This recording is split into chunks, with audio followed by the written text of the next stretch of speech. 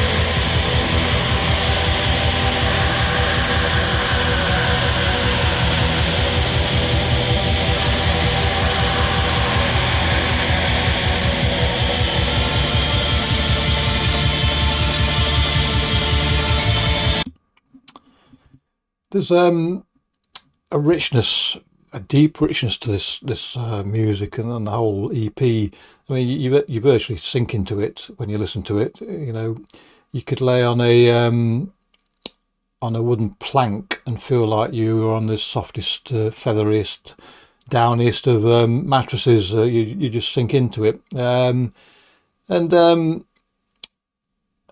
everything about it really is a delight. You welcome that guitar, if it just is back in again, repeating what's gone before.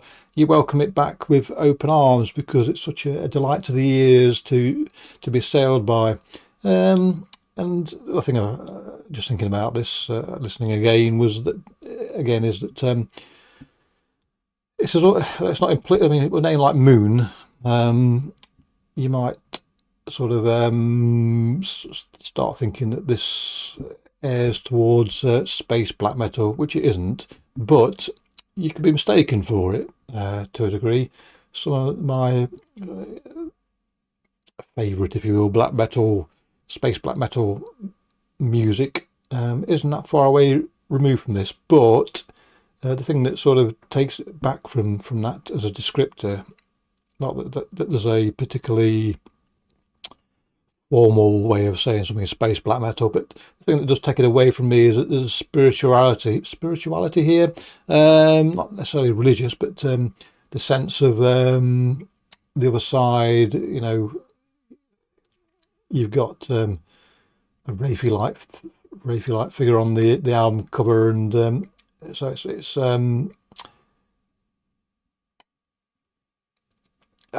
I suppose the easiest way to describe as atmospheric, which it certainly is. But you could you could argue, well, yeah, Venus has an atmosphere, as thick an atmosphere as this has, and that space. But nonetheless, it doesn't matter, does it? Sticking labels on things is something that doesn't get you into trouble, but it might get you into a fairly weak argument with somebody who wants to make one. But anyway, the main point is it's an absolute delight to hear again.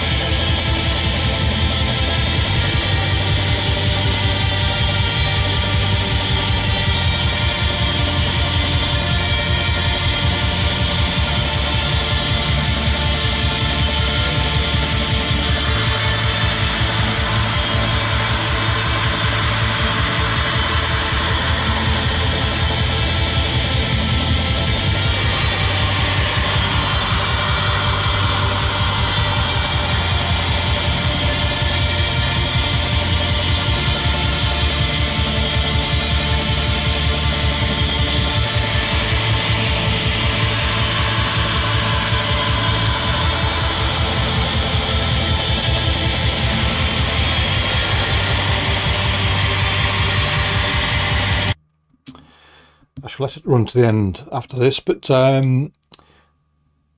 this is music that is brings to mind esoteric things, and you know, things that you don't really want to open the door to, but if you do, you are amazed and I say overawed by the whole feel of the thing. It has a spectral feel to it, you know, the Wraith-like vocals and the lo-fi. It's not the lo-fiest of lo-fi's, but the nature of it does give it that sort of through the veil sound. And I'm going to go off a tangent a minute. I'm going to have to hold myself back here because it bears no relation to what I want to say. But what was I going to say? Oh, it's gone. It's gone. I had a thought about it's an amalgam of two bands, but I'm drawing away from that now. Yes, I certainly am. But it is, I suppose. No, I'm not. I was going to say, just say it. Prove yourself wrong, but say it anyway. It is a little bit as if somebody took Paysage d'Hiver and covered it in a light engine oil to a degree. I was originally going to say this is if you took Dark Space and Paysage d'Hiver and then covered it in a light engine oil, but that would be way off the mark really, because there's no chugginess. But anyway, as I say, tangents, bollocks, let's go on.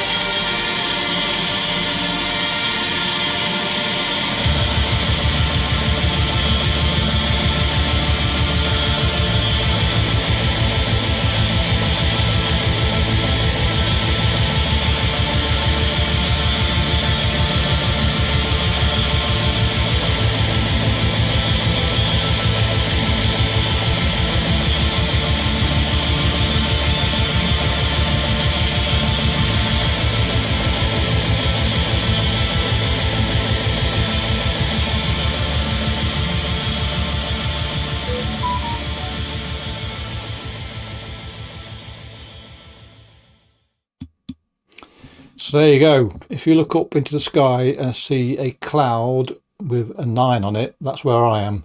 I've sort of, it's like now I need to brush off the cobwebs and wipe off the, as I say, that light engine oil. It's a song that I could quite happily just stick on repeat and listen to again and again and again and again. Just takes you far away, smothers you to a degree, and I mean, I can drift away to that easy peasy, no problem at all. Right, brilliant. Anyway, if that's the first time you've heard Moon, you'll be requesting someone to fly you there now, I guess. Anyway, clicky bollocks, catch you all next time. Cheerio.